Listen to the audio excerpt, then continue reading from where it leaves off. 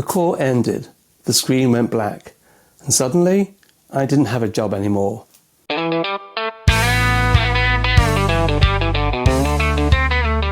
If you've ever lost a job, you know that moment, when reality hits and your brain just stops, when you realise everything you thought was secure just disappeared in a 15-minute Zoom call. This isn't about what to do next. This is about what nobody tells you about those first 48 hours. The shock, the spiral, the thoughts that won't stop racing through your head at 3 a.m. They gave me a choice. Performance improvement plan or severance. I chose severance because once they offer you a PIP, you're already gone. They're just documenting the exit. I was put on a PIP for what even my manager said were very minor infractions, but it was made perfectly clear. No room for any mistakes, not one.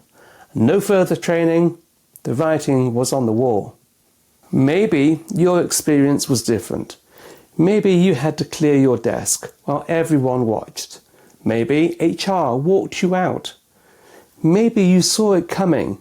Maybe you didn't. But what happens next, in those first 48 hours, that's what nobody prepares you for. The first thing that hit me wasn't anger. It was confusion. I sat there staring at my computer screen and I couldn't focus on anything.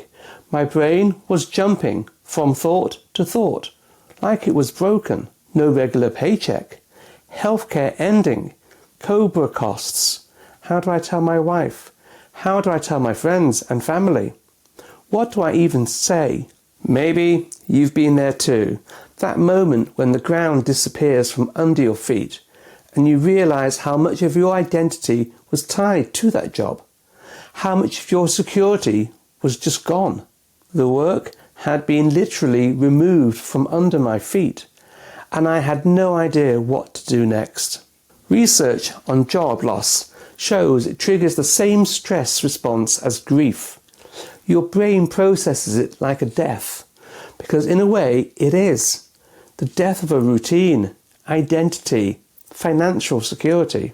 Studies show that most people experience what psychologists call occupational identity crises after job loss.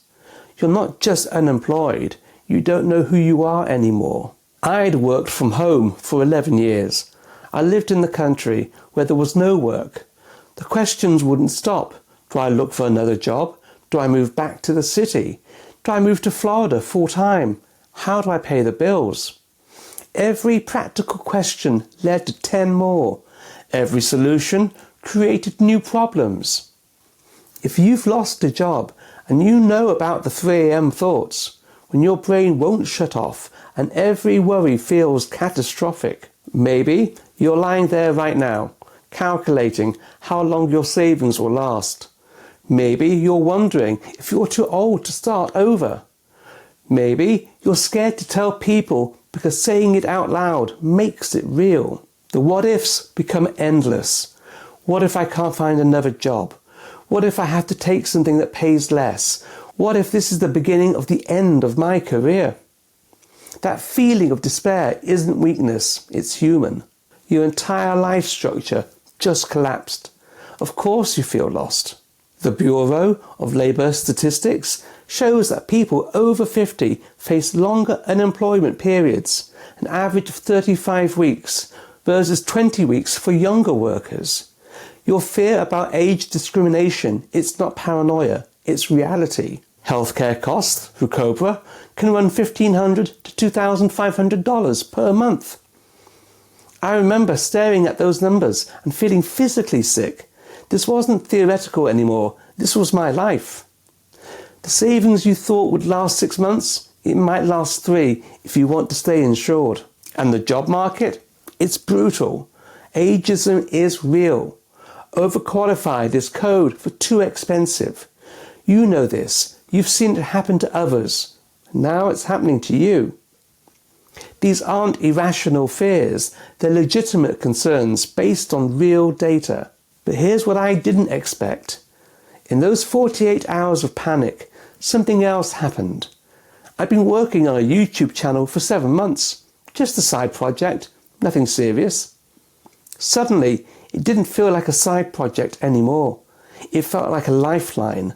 Not because it was making money, it wasn't, but because it was mine, something I'd built, something nobody could take away with a Zoom call. Maybe you have something like that too, something you've been putting off, calling a hobby, treating as someday. Maybe losing your job isn't just an ending.